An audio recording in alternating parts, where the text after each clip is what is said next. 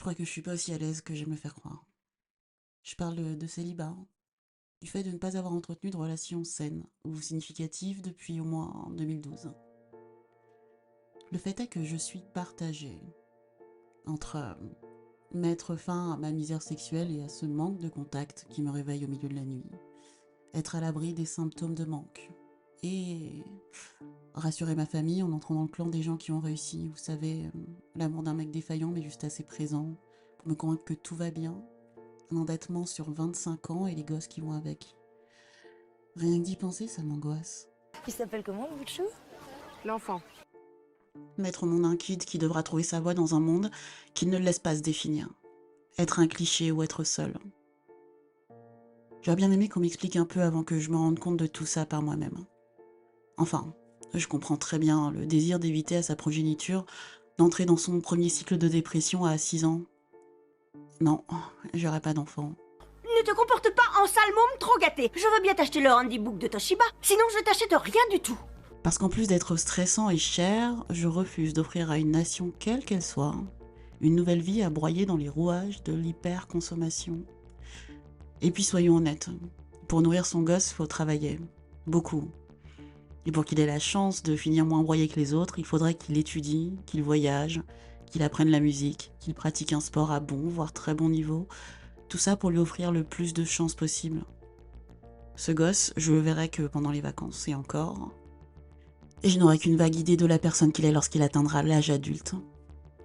J'aurais donné la vie à un inconnu auquel je me sentirais profondément liée et en dette d'affection pour répondre à la pression d'avoir l'air normal et de participer au réarmement démographique. D'ailleurs, ce terme, réarmement démographique, a le mérite d'être clair. Ça nous dit qu'on n'est pas là pour vivre happily ever after, mais pour nourrir un effort de guerre financier. Agrémenter les maillons d'une chaîne qui ne fournit en abondance qu'un petit tas de gens qui vivent en dehors de la réalité. Non, je vais pas faire de gosse. Enfin, j'en parle comme si c'était une possibilité. C'est vrai qu'aujourd'hui on peut choisir de donner la vie tout seul, mais ça me semble vraiment compliqué.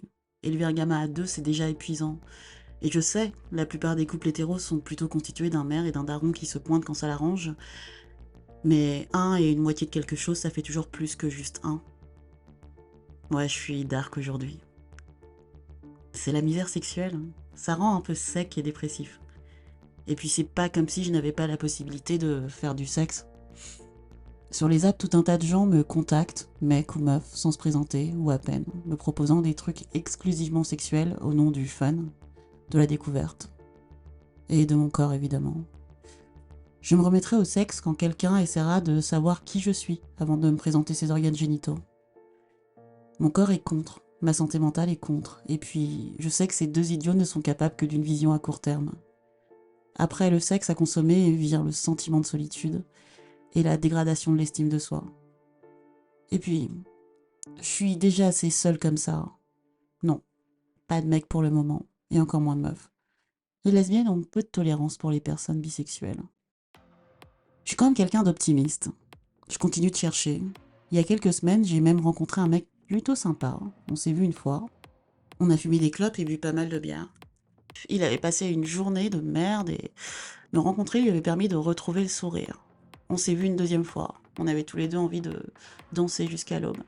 Alors on s'est retrouvés dans un club et on a pas mal dansé. Fumé des clopes évidemment.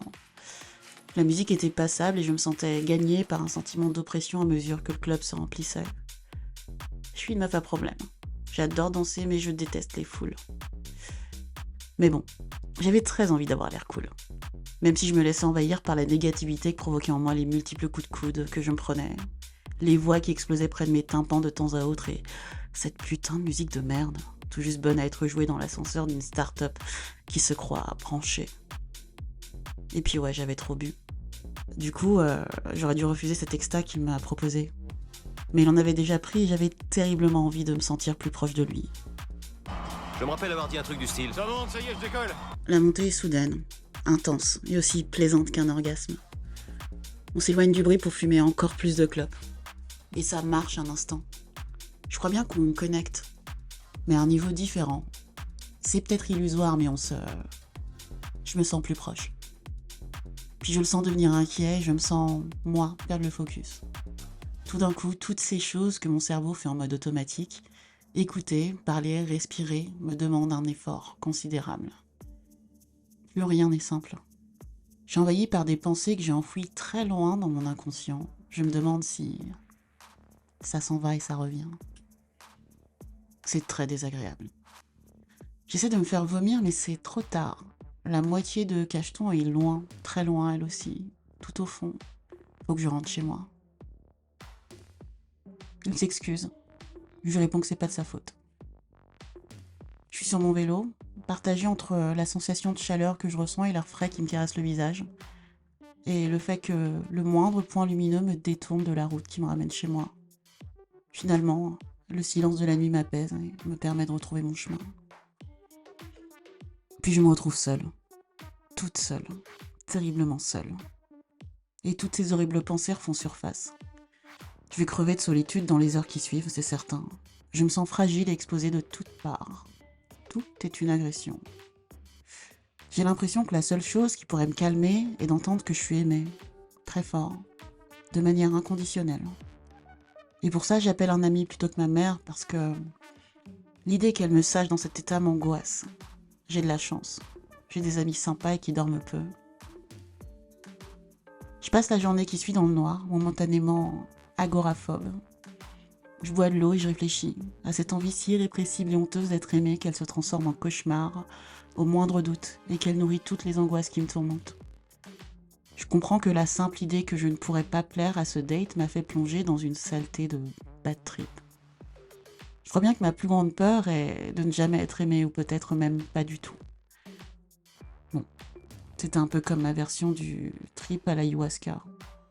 J'ai souffert, hein, ouais, mais j'ai compris plein de trucs. Dans cet épisode, vous avez entendu des extraits des films Problemos et Las Vegas Parano et aussi la série South Park. Si vous voulez m'écrire, c'est à digressioninutile@gmail.com. Bisous.